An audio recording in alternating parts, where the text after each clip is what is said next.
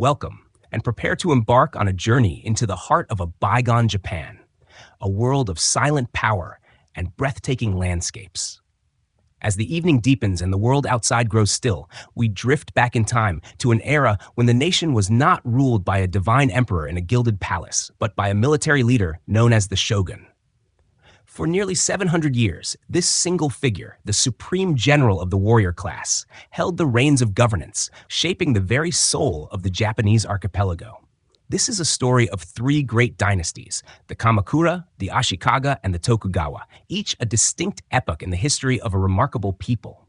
Our journey begins in the late 12th century, a time of profound change. The ancient, refined authority of the imperial court in Kyoto had begun to wane, its power eroded by the rise of a new and formidable force, the samurai. These provincial warriors, skilled in horsemanship and the art of the sword, had grown in influence, protecting their own lands and developing a code of honor that would come to define them.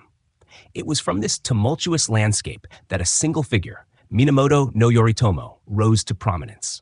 After a fierce conflict known as the Genpei War, he solidified his power, and in the year 1192, he received the title of Sei Tai Shogun, or Barbarian Quelling Generalissimo. This was more than a mere military title. It was the formal recognition of a new form of government, the Bakufu, or tent government.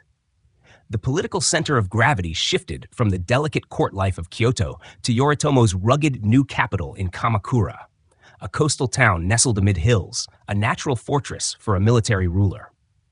The Kamakura Shogunate, which Minamoto no Yoritomo founded, established a parallel system of rule. While the emperor remained the ceremonial head of state, the shogun controlled the military, the judiciary, and the administration of the provinces. This dual structure created a delicate but effective balance, a system that would endure for over a century. We will explore how the Kamakura Shogunate brought a new kind of order to Japan, a more pragmatic and martial one, even as its own internal conflicts led to its eventual decline. We will witness the rise of the powerful Hōjō regents who ruled behind the scenes and the Mongol invasions that tested the very resilience of the warrior government. As we drift through the centuries, the Kamakura Shogunate fades into the past, giving way to the Ashikaga clan. This new era, known as the Muromachi period, was a time of both cultural brilliance and relentless civil war. The Ashikaga Shoguns, headquartered in Kyoto, became great patrons of the arts, sponsoring the construction of magnificent temples like the Golden Pavilion and the Silver Pavilion. This period saw the flourishing of Zen Buddhism, ink painting, and the subtle art of the tea ceremony, all of which would leave an indelible mark on Japanese culture. Yet, beneath this artistic facade, the country was fracturing. The power of the shogun was often more symbolic than real, and regional lords, the daimyo, began to assert their independence, leading to a prolonged period of strife known as the Sengoku, or Warring States period. This was an age of shifting alliances, constant battles, and the slow, inevitable collapse of central authority. From this chaos, a new order emerged. It was forged by three unifiers, Oda Nobunaga, Toyotomi Hideyoshi, and finally, Tokugawa Ieyasu. Their rise is a tale of strategic brilliance and ruthless ambition. Ieyasu, after his decisive victory at the Battle of Sekigahara in 1600, was granted the title of shogun, establishing the third and final great shogunate. He moved his capital to the small, insignificant fishing village of Edo, which he transformed into a grand city, the very heart of his new regime. This was the beginning of the Tokugawa Shogunate and the Edo period, a time of unprecedented peace and stability that would last for over 250 years. The Tokugawa Shogunate was a masterwork of social and political engineering. The shoguns maintained a rigid social hierarchy, closing Japan's borders to the outside world in an era of national seclusion. This isolation, known as sakoku, prevented Western influence and preserved a unique Japanese identity. We will explore the bustling urban life of Edo, the vibrant culture of the merchant class, and the strict rules that governed every aspect of society, from the samurai's code of honor to the daily routines of the common people. This long period of peace allowed for a flowering of popular arts, from the intricate woodblock prints of ukiyo-e to the dramatic performances of kabuki theater. But even this long-enduring peace could not last forever. The whispers of change from the outside world grew louder, culminating in the arrival of American Commodore Matthew Perry's Black Ships in the mid-19th century. The shock of this encounter exposed the inherent weakness of a feudal system in a rapidly modernizing world. We will conclude our journey by witnessing the final years of the Tokugawa Shogunate and the eventual Meiji Restoration of 1868, which saw the last shogun surrender his power and the emperor restored as the nominal head of state. This momentous event marked not just the end of an era, but the dawn of a new, modern Japan, a nation ready to take its place on the world stage. As we lie here, the quietude of this moment invites us to imagine a world of ancient warriors, powerful lords, and silent, enduring change. Each shogun's story is a thread in the rich tapestry of Japanese history, a story of ambition, art, and the intricate dance of power. Let us begin our descent into the past, listening closely to the tales of these military rulers who for so long held Japan in their hands. The world of ancient Japan is in a state of quiet transformation. It is the late 12th century, and the refined, aristocratic culture of the Heian period is reaching its twilight. In the imperial capital of Kyoto, the emperor and his court live lives of exquisite beauty and complex ritual. Poets compose delicate verse, courtiers arrange their intricate robes, and the passing of the seasons is celebrated with meticulous festivals. But beyond the capital's polished gates, a new force is rising from the provinces, one that values not a wisp of cherry blossom, but the cold steel of a sword. These are the samurai, the warrior class, and their power is growing with an inexorable momentum. For centuries, the imperial court had relied on these provincial clans to maintain order and protect their lands. Over time, two great houses, the Minamoto and the Taira, grew so powerful they began to overshadow the court itself. They were like two great dragons, coiled and watching, waiting for the right moment to strike. The rivalry between them, known as the Genpei War, is about to define a new age. This is the stage upon which our first great figure steps forward, Minamoto no Yoritomo. Born into the Minamoto clan, Yoritomo's early life is marked by tragedy and exile. After his father is defeated and killed by the rival Taira clan, the young Yoritomo is spared and sent into a long, quiet exile. He spends 2 decades in the Ieyasu province, far from the central stage of power. This period is not one of idleness. It is one of patient observation and careful planning. He is a man of a different temperament than his firebrand younger brothers. While they dream of glorious battles, he dreams of a new system of governance. He studies the feudal lords, the daimyo, and the intricate network of land ownership. He understands that true power lies not just on the battlefield, but in the administration of the realm. In the year 1180, a call to arms from a disgruntled imperial prince ignites the Genpei War. The Minamoto clan rises up, seeking revenge against the Taira, who have become arrogant and overconfident in their control of the court. The war is a long and bloody affair, a series of battles fought across the length of the Japanese archipelago. While Yoritomo directs the war effort from a distance, his younger brother, the brilliant and charismatic Minamoto no Yoshitsune, leads the charge with breathtaking daring. He is a master tactician, a whirlwind on the battlefield, and his victories at places like Ichinotani and Yashima are the stuff of legend. The war culminates in the decisive naval battle of Dan no Ura in 1185, where Yoshitsune's fleet utterly destroys the Taira forces. The Taira clan is annihilated, their emperor in exile, a child, drowns in the sea, and a new age looms on the horizon. With his enemies vanquished, Minamoto no Yoritomo faces a new challenge, his own brother. Yoshitsune's heroic popularity and his close ties to the imperial court make him a potential rival in Yoritomo's eyes. In a move that is both tragic and politically astute, Yoritomo declares his brother an outlaw. Yoshitsune flees, a fugitive haunted by his own family, and his story becomes one of the most poignant tales of loyalty and betrayal in Japanese history, ultimately ending in his lonely death. For Yoritomo, this act cements his singular authority and sends a clear message to all. There is only one leader of the warrior class. Now, Yoritomo turns his attention to building the new government he has envisioned. He chooses a small, rugged seaside town as his headquarters, Kamakura. Located to the east, far from the influence and decadence of the imperial court in Kyoto, Kamakura is a natural fortress, surrounded on 3 sides by steep hills and the 4th by the open sea. It is a place of stark, simple beauty, a perfect backdrop for a military government. Here, he establishes the bakufu, literally tent government, a term that harks back to the temporary camps of a general on campaign. This is a deliberate and powerful symbol. This government is a military one, built on the strength of the warrior, not the tradition of the court. Within the bakufu, Yoritomo creates new administrative structures. He appoints his loyal vassals, the shugo, military governors, to oversee the provinces. Their role is to keep the peace and recruit warriors. He also establishes the jito, land stewards, whose job is to manage the estates, collect taxes, and maintain order at the local level. These appointments are not based on aristocratic lineage, but on loyalty and military service to Yoritomo himself. For the first time, power in Japan is directly tied to the warrior's code, to service and honor, not to birthright and courtly intrigue. The final piece of this new political order falls into place in 1192. The imperial court, recognizing the reality of Yoritomo's power, grants him the supreme military title of Sei Taishogun, or barbarian-quelling generalissimo. With this title, Yoritomo becomes the supreme military commander of all Japan, his power officially sanctioned by the emperor. But it is understood that the shogun's authority is absolute. He and his bakufu now rule the country in parallel to the emperor's court in Kyoto, marking the beginning of the feudal era in Japan.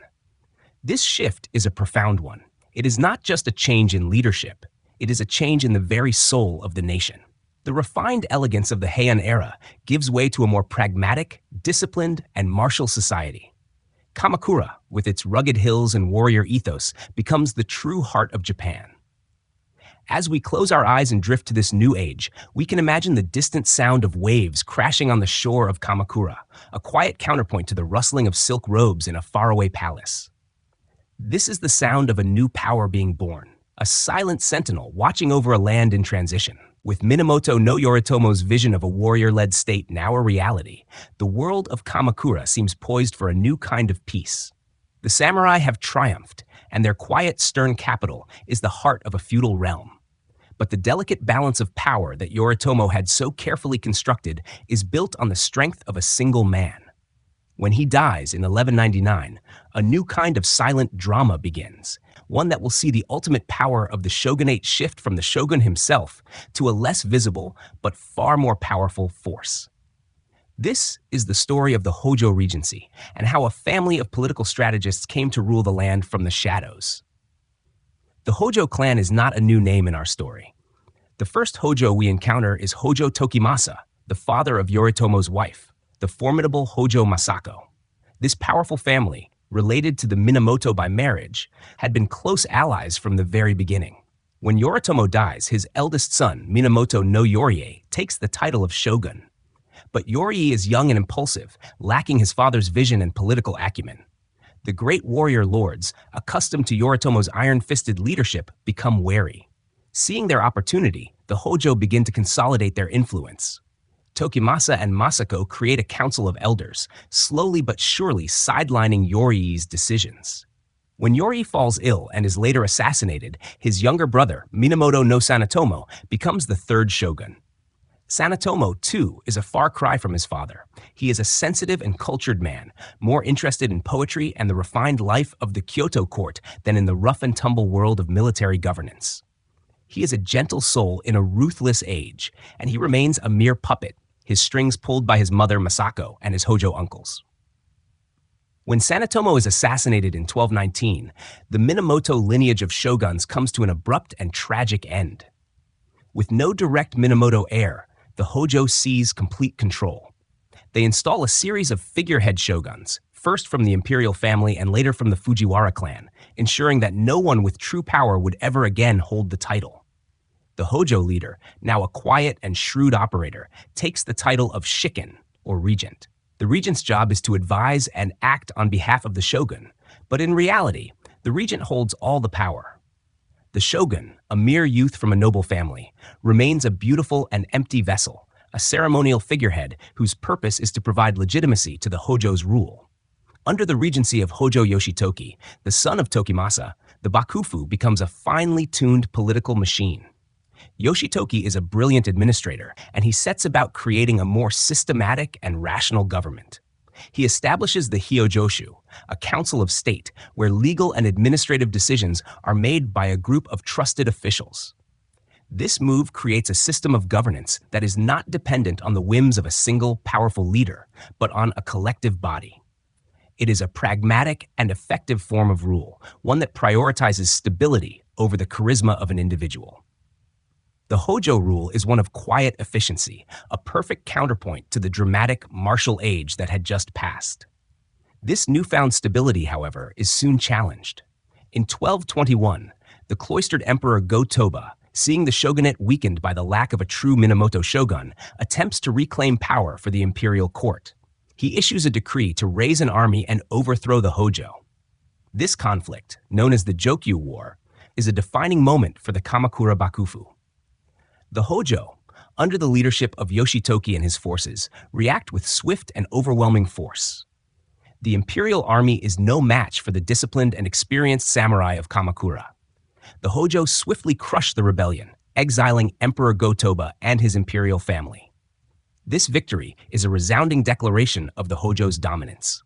It not only solidifies their control over the Bakufu, but also demonstrates, once and for all, that the true power in Japan now lies with the warrior class in Kamakura, not with the divine lineage in Kyoto.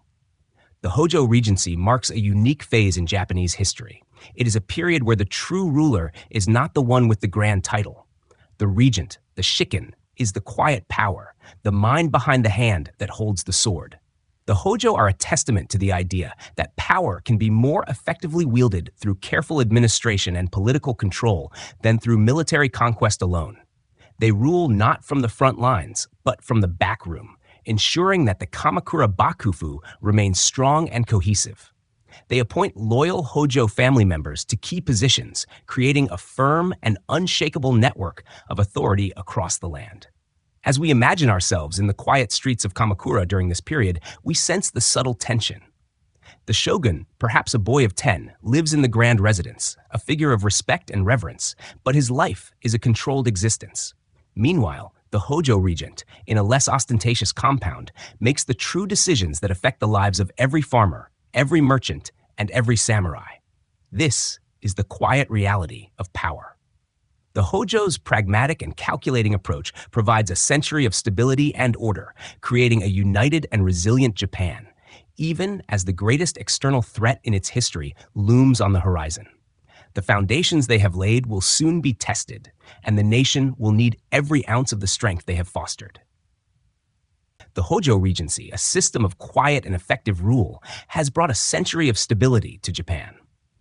Kamakura, the shogun's capital, is a world of its own, a place where the honor of the samurai holds sway and a new, disciplined order has taken root. The nation is largely self-contained, its people unaware of the vast and terrible force that has been sweeping across the Asian continent.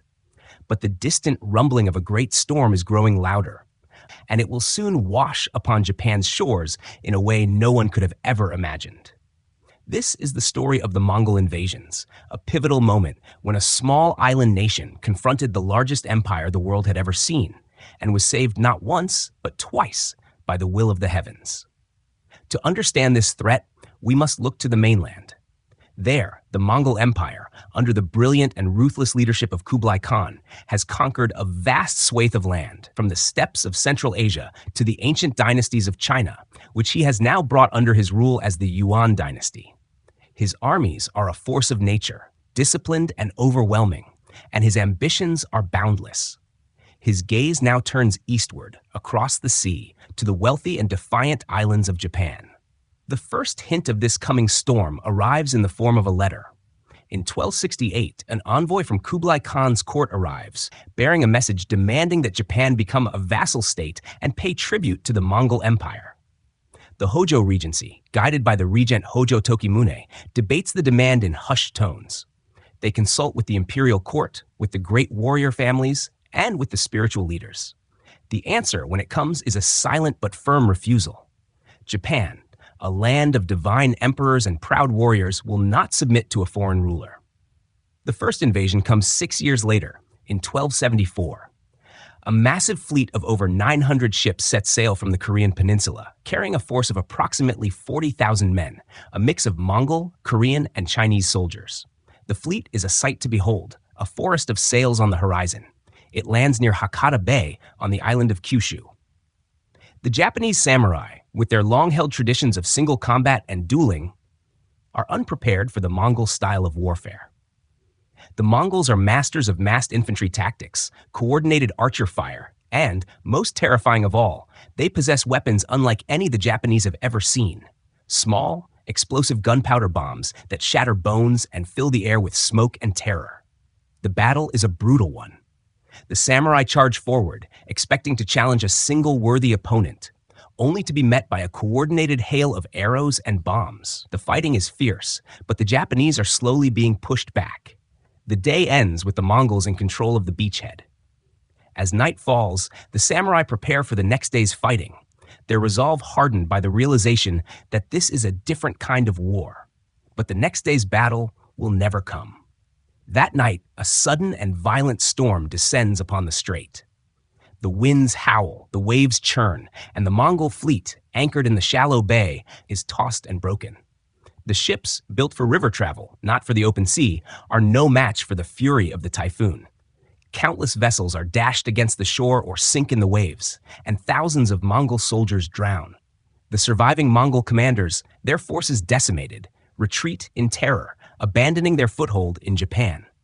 The Japanese, watching from the shore, are stunned. They have been saved, it seems, by the grace of a sudden and powerful storm. They name it kamikaze, or divine wind, a sign that the gods themselves have intervened to protect the land of the emperor. For the next 7 years, Japan lives in a state of high alert. The Hōjō Regency, knowing the Mongols will return, orders the construction of a massive stone wall along the shores of Hakata Bay, a great crescent of granite and earth built by the tireless efforts of the samurai and the populace. The warriors train relentlessly, adapting their tactics to a new kind of enemy. They practice group formations and prepare for a defensive siege rather than a heroic charge. The second invasion comes in 1281, and it is a force of truly staggering scale. 2 fleets, a larger one from China and a smaller one from Korea, converge on Japan. The total force is estimated to be over 140,000 men and 4,400 ships. It is a juggernaut of military might, a force intended to crush Japan once and for all. When the fleets arrive at Hakata Bay, they are met not just by the waiting samurai, but by the impenetrable stone wall. For weeks, the samurai fight a grueling, defensive battle, launching counterattacks in small boats, constantly harassing the Mongol forces and preventing them from establishing a solid beachhead. The stalemate is a testament to the new defenses and the resilience of the Japanese. Then, for the second time, the sky darkens and the heavens open. A powerful typhoon, far stronger than the first, descends upon the sea. The storm, with a divine and unforgiving ferocity, tears through the Mongol fleet. Ships are ripped apart, men are flung into the raging water, and the very foundation of the invasion is utterly destroyed.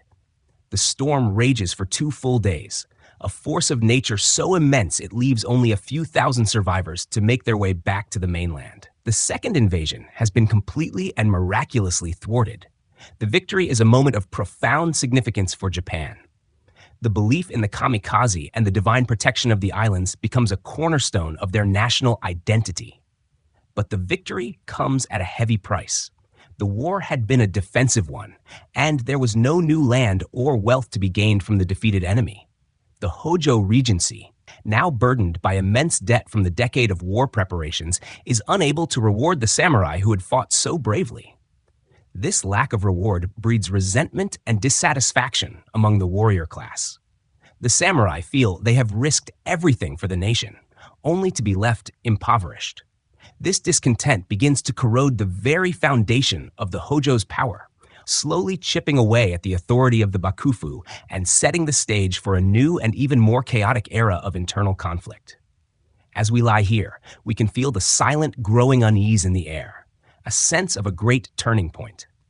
The external threat has been vanquished, but the seeds of a new internal storm have just been sown. The quietude that settled over Japan after the Mongol invasions proved to be a fragile one. The victory, so profound and so divine, had masked a deep and growing fissure in the foundation of the Kamakura Shogunate. The Hōjō Regency, unable to reward the samurai who had fought so bravely, found its authority eroding. Resentment smoldered among the warrior class, and the intricate web of loyalty and service began to fray. A new period of unrest was on the horizon, one that would not be an external invasion, but a profound internal struggle for power that would ultimately bring about the fall of the Kamakura Bakufu and the rise of a new dynasty of shoguns, the Ashikaga. The catalyst for this change was a dispute between the imperial court and the Hōjō Regency. In the early 14th century, Emperor Go-Daigo, a shrewd and ambitious man, believed the time was ripe to restore direct imperial rule. He raised an army, calling on the disgruntled samurai to join his cause. Among those who answered his call was a powerful warrior named Ashikaga Takauji. Initially, Takauji fought for the emperor, his military prowess helping to overthrow the Hōjō Regency and bring an end to the Kamakura Shogunate in 1333. The capital of Kamakura was burned, the Hōjō family committed suicide, and for a fleeting moment, it seemed the emperor had reclaimed his ancient authority. But this restoration was short-lived. Takauji, a man of great ambition, saw that Go-Daigo's new imperial rule was a fleeting dream. The samurai had fought not for the emperor's divine right, but for their own interests and the re-establishment of a strong military government. A new conflict erupted between Ashikaga Takauji and Emperor Go-Daigo, a civil war that saw the warrior leader defeat the imperial forces and in 1338 declare himself shogun. He established his new military government in the same city as the emperor, choosing to build his headquarters in the Muromachi district of Kyoto. This decision, to place the military government in the heart of the imperial capital, would have profound consequences, both good and ill. The era of Ashikaga rule, known as the Muromachi period, is a study in paradox. It is a time of both exquisite artistic flourishing and relentless political decay. From the very beginning, the Ashikaga shoguns never commanded the same absolute authority as their predecessors in Kamakura. They were physically closer to the imperial court, and their power was often challenged by rival clans and their own powerful deputies. The country, rather than being unified under a strong central authority, was decentralizing. The great regional lords, the daimyo, began to amass their own armies and control their own territories, treating the shogun with a respect that was often more symbolic than real. Yet, this very lack of central control seemed to unleash an incredible surge of creativity. The Ashikaga shoguns and the daimyo who now emulated them became great patrons of the arts. Zen Buddhism, with its emphasis on simplicity, meditation, and inner peace, was the dominant influence. Its spiritual philosophy permeated every aspect of culture. It was in this atmosphere that the delicate art of the tea ceremony, chinoyu, was perfected, transforming the act of drinking tea into a contemplative ritual of grace and mindfulness.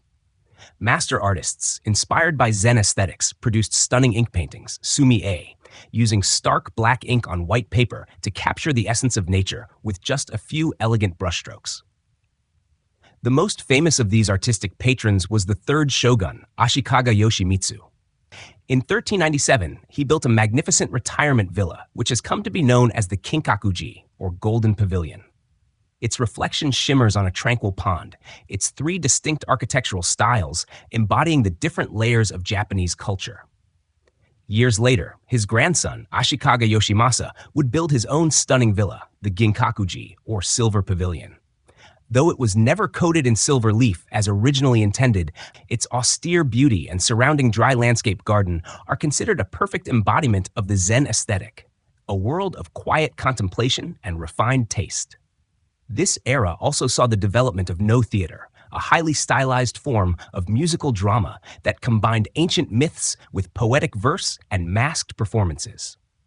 While the shogun's court in Kyoto was a center of breathtaking beauty and artistic sophistication, the political realm was falling apart. The daimyo, now vying for power, ignored the shogun's decrees.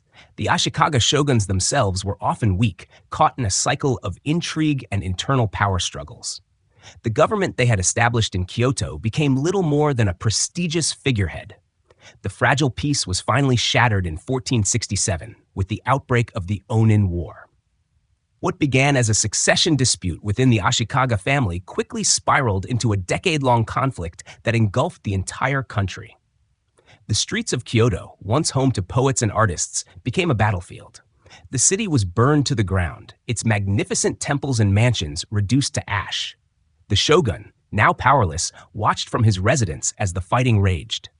The Onin War was a decisive moment. It brought an end to any semblance of central authority and plunged Japan into an age of continuous civil war, known as the Sengoku Jidai, or Warring States period.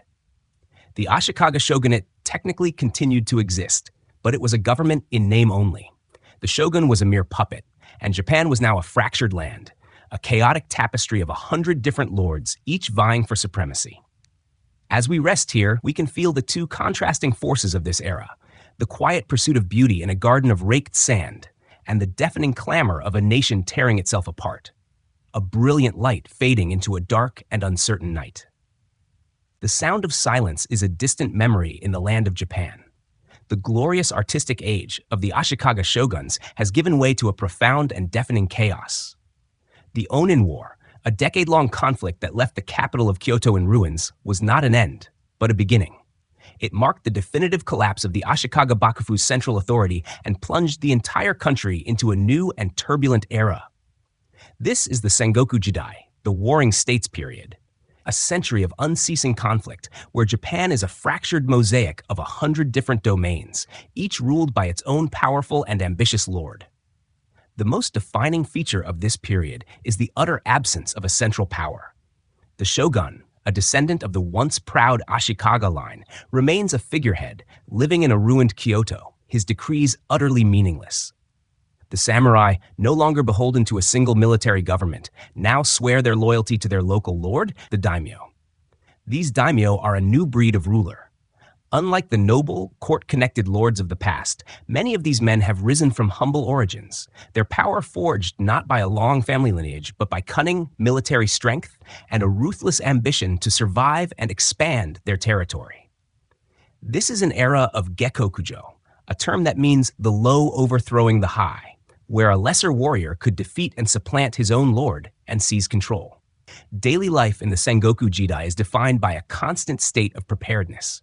The beautiful, elegant castles of the past, built for courtly life, are abandoned in favor of new, more defensible fortresses constructed on mountaintops and strategic hills. These castles, with their intricate layers of defense, become the nerve centers of each domain, a home for the daimyo and a final refuge for his people.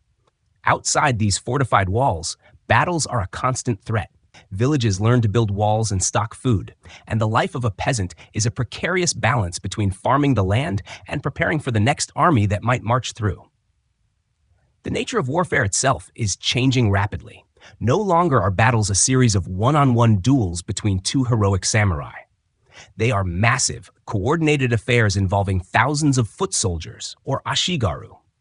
Siege warfare becomes a common tactic, and daimyo invest heavily in military engineering to either protect their own strongholds or conquer their rivals. The samurai, once bound by an aristocratic code, now live a more pragmatic life. Loyalty is to the lord, not to an abstract ideal, and a warrior's skills are valued not for their artistry, but for their effectiveness in a life-or-death struggle. In the mid-16th century, a new element enters this chaotic landscape and forever changes the course of Japanese history. In 1543, a Portuguese trading vessel is shipwrecked on the island of Tanegashima. Its crew introduces Japan to a revolutionary new technology, the arquebus, or matchlock firearm. At first, the Japanese are fascinated, but soon they learn to replicate and mass-produce the weapons. These firearms, clumsy and slow to reload, but devastatingly effective in a volley, fundamentally alter the balance of power. 100 arquebusiers can now overwhelm 1,000 swordsmen. The daimyo, who are quick to adopt this new technology, gain a significant advantage over their rivals, and the sound of musket fire joins the clang of swords and the thud of arrows on the battlefield. With the Portuguese also comes Christianity.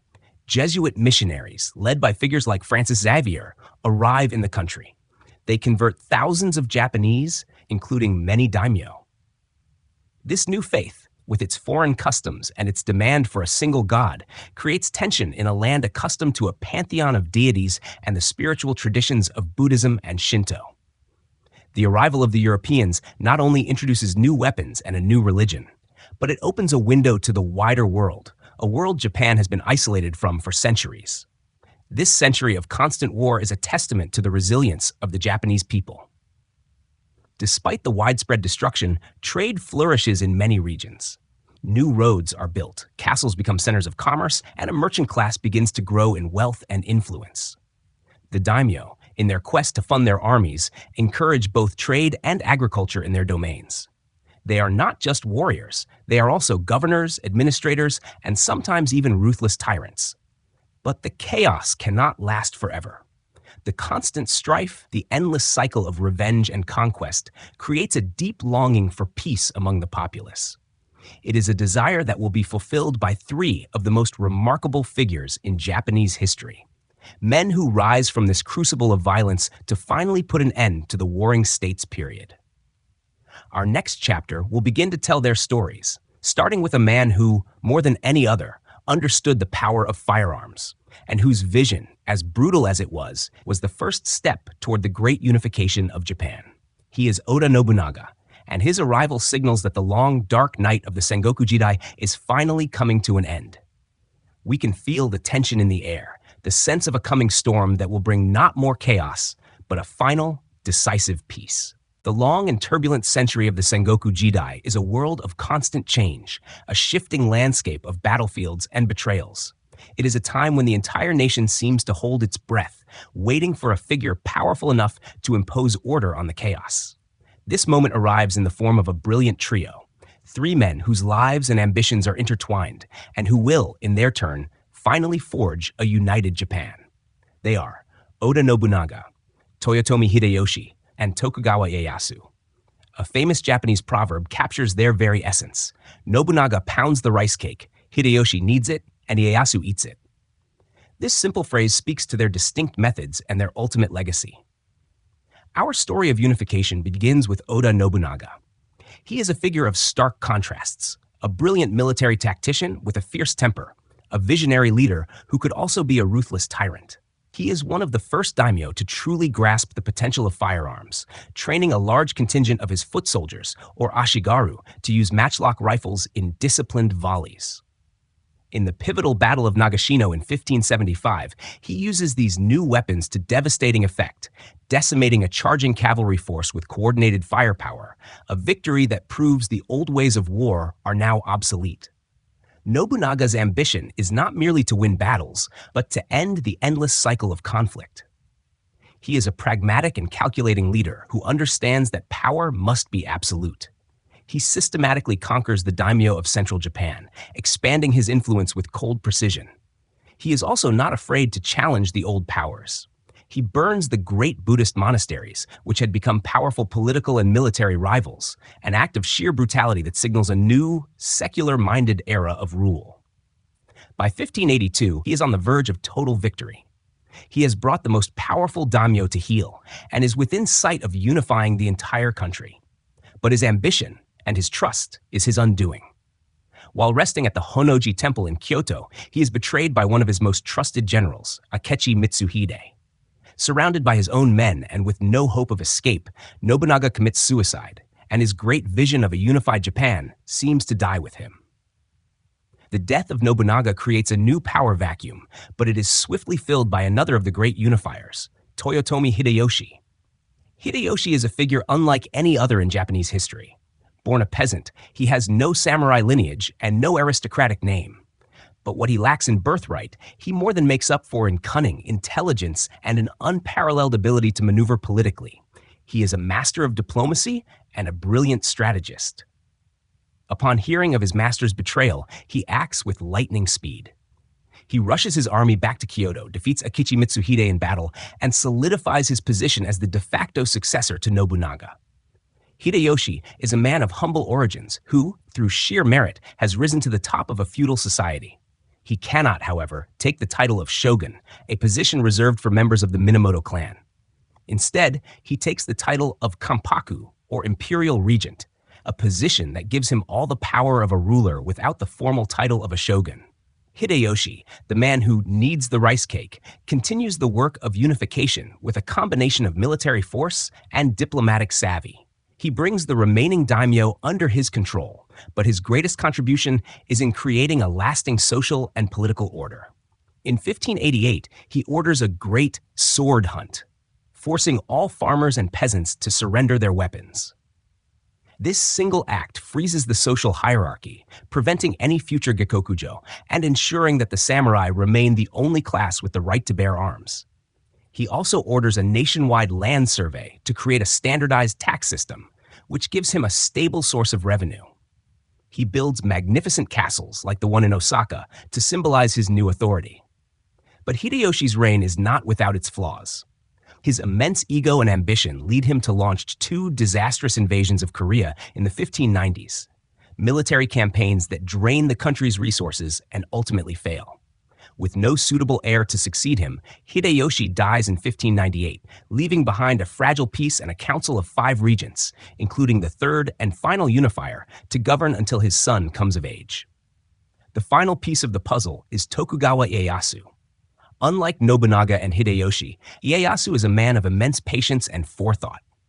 He is an old and trusted ally of Nobunaga's and a longtime subordinate of Hideyoshi. He is often described as a man who valued the tortoise's slow and steady pace over the rabbit's speed. He has a brilliant strategic mind and the patience to wait for his moment. While Hideyoshi was alive, Ieyasu remained a loyal, powerful lord, biding his time and amassing his own wealth and military strength in the Kanto region. When Hideyoshi dies, a power struggle erupts among the 5 regents. Ieyasu, with his great military force, becomes the clear leader of one faction. The conflict culminates in the decisive Battle of Sekigahara in 1600. It is a massive battle involving over 160,000 men. Through a combination of strategic brilliance and a few key betrayals, Ieyasu's forces win a stunning and absolute victory. Sekigahara is the final, definitive end of the Sengoku Jidai. It is the moment when a single man, Tokugawa Ieyasu, finally eats the rice cake that the other 2 have prepared. 3 years later, in 1603, he will be granted the title of shogun by the emperor. His new military government will be based in the small, insignificant fishing village of Edo. He is a man who learned from the mistakes of the past, from the impulsiveness of Nobunaga and the instability that followed Hideyoshi. He will go on to establish a new dynasty that will bring an age of peace and stability to Japan, a quiet period that will endure for over 250 years. The long night of war has finally come to an end. The turbulent century of the Sengoku Jidai finally comes to a close with the absolute victory of Tokugawa Ieyasu at the Battle of Sekigahara. After 100 years of relentless bloodshed, the country is exhausted and the people yearn for order. Ieyasu, a man of immense patience and strategic foresight, understands this longing completely. He does not simply want to be the next shogun. He wants to build a system so stable, so unshakable, that it will prevent chaos from ever returning. In 1603, he is officially granted the title of shogun by the emperor, and from a small, insignificant fishing village, he begins to construct a new reality for all of Japan. This is the beginning of the Edo period and the Tokugawa Shogunate, an era of profound and unprecedented peace that will last for over 2.5 centuries. Ieyasu's choice of capital is a masterstroke. He establishes his government not in the old power centers of Kyoto or Osaka, but in Edo, the future Tokyo. Edo is a blank slate, a marshy fishing village with no history of political intrigue or rivalries. Here, Ieyasu builds a magnificent castle and establishes a new military government, or bakufu, completely separate from the old world of the imperial court. His genius lies in understanding that he must not only defeat his enemies, but also create a system to permanently disarm them. The Tokugawa Shogunate implements a number of policies to maintain absolute control. The first is a rigid 4-tiered social hierarchy. At the top are the samurai, the warrior class who now serve as administrators and officials. Below them are the farmers, who produce the food that sustains the entire society. Then come the artisans, who create the goods, and finally, at the bottom, the merchants, who, while they might grow wealthy, are seen as unproductive members of society. This social order is enforced with strict laws, preventing mobility between classes and creating a stable, predictable society. Perhaps the most ingenious and far-reaching policy is the system of Sankin Kotai, or alternate attendance. The over 250 daimyo, the regional lords who had once been independent warlords, are required to spend every other year living in the shogun's capital of Edo. When they return to their home provinces, they are required to leave their families behind in Edo, effectively as hostages. This policy serves a dual purpose. First, the constant travel to and from Edo is incredibly expensive, financially draining the daimyo and preventing them from amassing enough wealth to challenge the shogunate. Second, by holding their families in Edo, the shogun guarantees their loyalty. The daimyo must now be a faithful ally, for the lives of their loved ones depend on it. This system is a quiet but powerful leash on the once wild dogs of war. With peace finally secured, the country flourishes. Edo, once a small village, is transformed into a sprawling, vibrant metropolis. It becomes the largest city in the world, with a population of over 1 million by the 18th century. Life in Edo is a stark contrast to the quiet, rural existence of the past. The city is a bustling center of commerce, art, and entertainment. The merchant class, despite its low social status, grows incredibly wealthy, and a new, urban culture emerges. This is a world of pleasure, of theaters and tea houses, and it is captured in a new art form that becomes wildly popular, ukiyo-e, or pictures of the floating world. These vibrant woodblock prints depict scenes from daily life, from beautiful courtesans and heroic samurai to famous actors and bustling street scenes. They are a visual record of a society that has finally found the leisure to enjoy itself. The arts flourish in other ways as well. Kabuki theater, with its dramatic makeup and stylized performances, becomes a favorite pastime for the masses. Bunraku, a form of puppet theater, reaches new heights of artistry and emotional depth. The short, evocative form of haiku poetry is perfected, with master poets like Basho capturing the essence of a moment in a mere 17 syllables. This creative energy is a direct result of the long peace, as minds once preoccupied with survival and conquest are now free to explore beauty, reflection, and human experience. For the samurai, however, the long peace presents a profound dilemma. Their identity as a warrior class is rooted in a history of battle and conquest, yet now they have no wars to fight. Their swords, once instruments of life and death, are now primarily symbolic, worn as a sign of their status. Many samurai adapt, transforming from warriors into a new kind of civil servant. They become bureaucrats, administrators, and officials in the vast government of the shogunate and the daimyo. But for others, this loss of purpose is a heavy burden, a source of quiet frustration and internal conflict that will simmer beneath the surface of this tranquil society. The very system that ensures peace for the nation also creates an identity crisis for the class that serves as its foundation. The Great Peace of Edo is a masterpiece of political and social control. It is a world of order, of beautiful gardens and refined art, but it is also a world of rigid rules and enforced isolation. The country is deliberately insulated from the outside world, as we will explore in our next chapter, a policy of seclusion that will keep Japan safe and unique, but also leave it vulnerable to the inevitable forces of change that are brewing on the far side of the globe.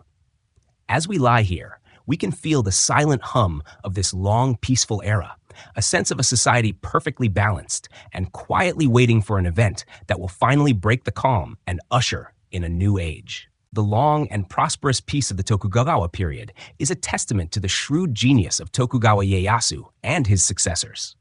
After a century of ceaseless war, the land is unified, the samurai are transformed into administrators, and a new, vibrant urban culture flourishes in Edo and other great cities.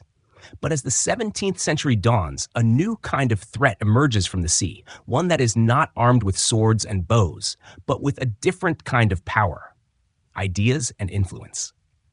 The shogunate, ever vigilant against anything that might disrupt its hard-won order, looks to the outside world and sees not opportunity, but a profound danger. This fear gives birth to one of the most remarkable and enduring policies in all of Japanese history: sakoku, or national seclusion. The primary fear is not military, but ideological. The arrival of European traders, particularly the Portuguese, had also brought with it the zealous Jesuit missionaries. These figures, with their new religion of Christianity, began to make significant inroads. Peasants, weary of the rigid class structure and constant warfare, were drawn to a faith that promised salvation for all. But even more alarming to the shogun was the conversion of several powerful daimyo who saw the new religion as a way to gain access to lucrative foreign trade and firearms. The shogunate was a system built on a foundation of loyalty to the shogun, reverence for the emperor, and the spiritual traditions of Buddhism and Shinto. Christianity, with its demand for absolute loyalty to a single god and its encouragement of foreign alliances, was seen as a direct and existential threat to the very fabric of Japanese society. This simmering tension finally boiled over in the 1630s with the Shimabara Rebellion. A local Christian daimyo, along with his followers, rose in revolt against the shogunate, fueled by religious zeal and economic hardship. The rebellion was brutally crushed, but it was a decisive moment. The shogunate concluded that foreign influence and its accompanying religion were too dangerous to tolerate. The era of open doors had to end. Beginning with a series of edicts in the 1630s, the Tokugawa shogunate systematically closed the country. All Japanese citizens were forbidden from leaving the country, and any who were living abroad were barred from returning, under penalty of death. All foreigners were expelled, with one single, carefully managed exception. All foreign books and writings were banned, and the penalty for a foreign vessel landing on a Japanese shore, unless in a state of distress, was severe. The country was wrapped in a protective shell, a self-imposed isolation that was intended to be permanent. This policy of sakoku created a paradoxical world.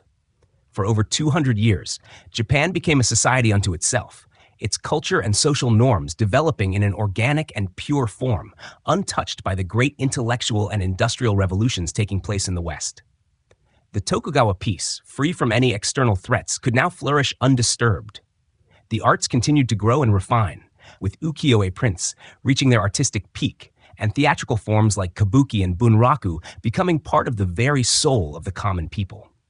It was a world of serene beauty, with meticulously manicured gardens, quiet tea ceremonies, and a society that lived by a strict, centuries-old code. But the isolation was not absolute. A tiny, tightly controlled window to the outside world was left open, a crack just wide enough to allow for a single, filtered stream of information. This window was the man-made island of Dejima, a fan-shaped artificial islet in the harbor of Nagasaki. Here, a small number of Dutch traders, who had proven their loyalty by not being Christian missionaries, were allowed to live and conduct a severely restricted trade. They were the only European presence permitted in Japan. Through this narrow channel, a few select Japanese scholars, known as rangaku, or Dutch studies scholars, gained access to Western knowledge.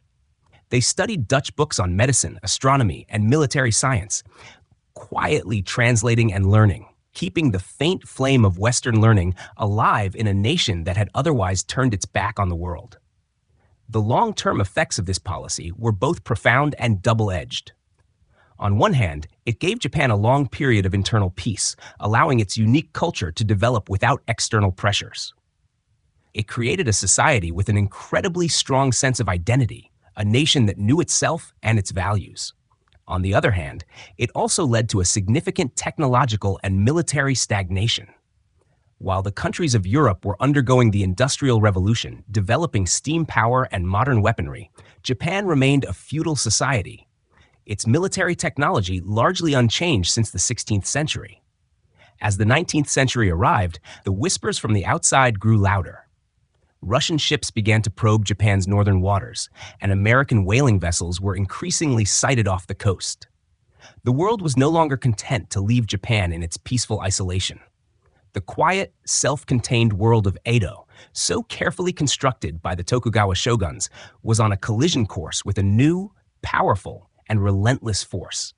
The very policy that had so brilliantly preserved Japan's peace would, in the end, leave it completely unprepared for the global stage. The great and enduring peace of the Tokugawa shogunate, a world of beautiful gardens, bustling cities, and quiet, unchanging rituals, seems as if it could last forever.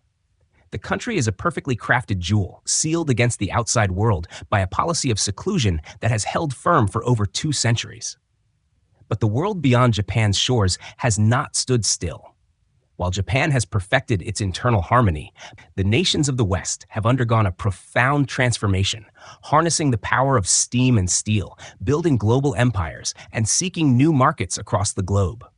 The peaceful, isolated world of the shogun is now on a collision course with a relentless force it is not prepared to meet. The end of an era is at hand, and its arrival is announced not by a great army, but by the quiet thrum of a steam engine. It is July 8th, 1853, a clear, warm morning in Edo Bay. The fishermen and merchants of the great city look to the horizon and see a sight that fills them with both awe and terror. 4 large, black, steam-powered ships, belching thick columns of smoke, enter the bay and come to anchor. They are led by the American Commodore Matthew C. Perry. These are the black ships, and they are unlike anything the Japanese have ever seen. They move without sails, with an eerie, rhythmic pulse, and they are armed with cannons far more powerful than any in the shogun's arsenal. Perry brings a letter from the President of the United States demanding that Japan open its ports for trade and supply under the threat of force. The shogunate is plunged into a state of panic. The government has no navy to confront the fleet, and no army equipped with modern weapons to repel an invasion. For the first time in their long history of absolute control, the shogun and his advisors are powerless. They are caught between a rock and a hard place. They can either give in to the foreign demands, which would be a humiliating betrayal of their centuries-old policy of seclusion, or they can resist, which would certainly lead to a devastating war they cannot win. After months of tense deliberation and the return of Perry's fleet a year later with an even larger force, the shogun's government makes its decision. In 1854, the Treaty of Kanagawa is signed. The treaty opens 2 ports to American ships, allows for the establishment of a U.S. consulate, and ends the long period of isolation. The treaty sends a shockwave throughout the country. For the people, it shatters the illusion of Japan's invulnerability. For the samurai and the daimyo, it is a profound humiliation. The shogunate, which for centuries had been the absolute guarantor of the nation's security, had shown itself to be weak and utterly incapable of protecting Japan's sovereignty. A powerful new political movement, fueled by a resurgence of reverence for the emperor and a deep-seated anti-foreign sentiment, rises to prominence. Its rallying cry is Sono Joy, revere the emperor, expel the barbarians. The daimyo of powerful Western domains, particularly Choshu and Satsuma, who had long harbored a quiet resentment of Tokugawa rule, now find their moment. They arm their forces with modern Western weapons and begin to actively challenge the shogunate, attacking foreigners and clashing with the shogun's forces. The shogun, now Tokugawa Ieyasu, and his advisors are caught in a spiral of internal dissent and external pressure. The old system is crumbling. The emperor, once a mere ceremonial figurehead in Kyoto, is now at the center of a revolutionary movement. The samurai, so long without a war, now find themselves in a new kind of conflict, one that pits Japanese against Japanese and modern weapons against old feudal loyalties. The fighting escalates, leading to a series of skirmishes and battles that will ultimately decide the fate of the shogunate. The climax of this long political drama is the Boshin War of 1868.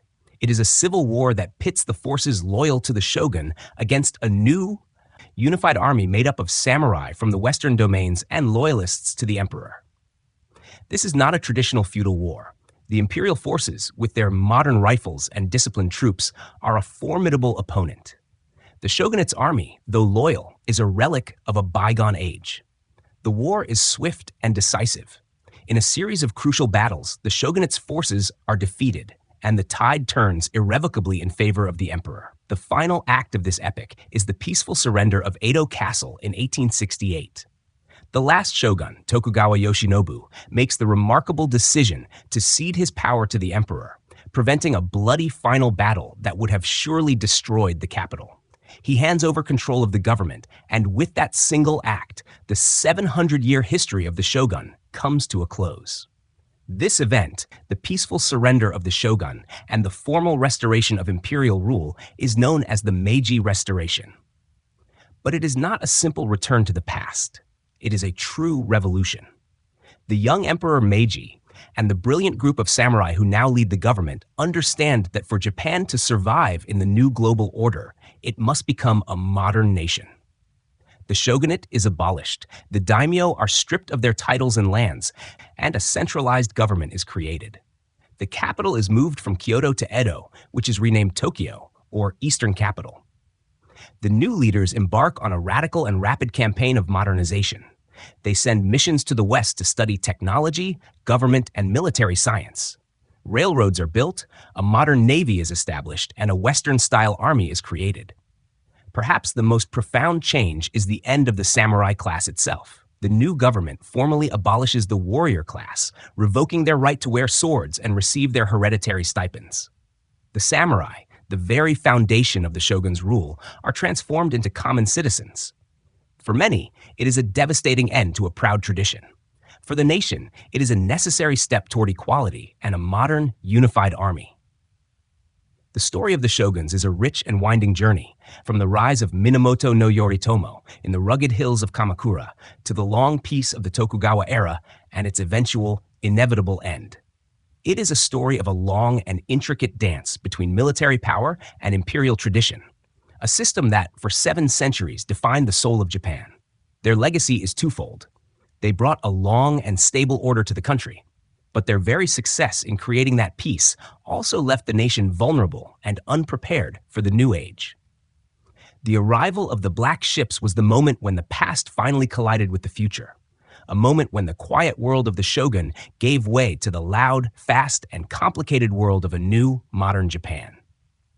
As we conclude our journey through time, we can feel the silent, seismic shift that occurred in the mid-19th century.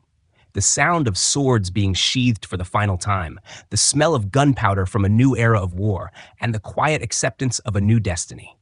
The age of the shoguns is over, but the spirit of the warriors who built that world lives on in the quiet resolve and enduring strength of a nation that learned to change, to adapt, and to always endure.